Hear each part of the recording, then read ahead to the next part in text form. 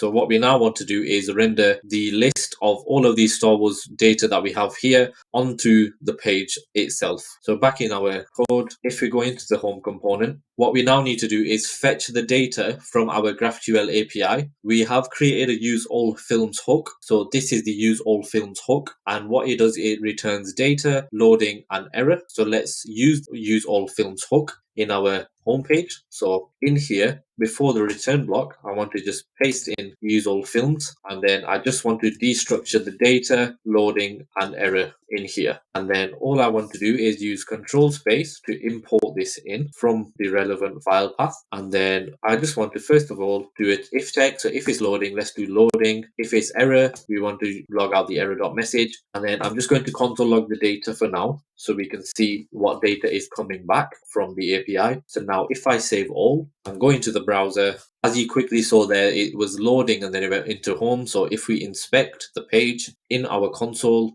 you can see here we are getting an object back with all the data inside. So that is all film, and then films, which is an array, and it is the same structure coming back from what we have queried in our playground over here. So let's just render it out onto the page. So let's go back into here, and instead of a div, what we want to do is add parentheses around here.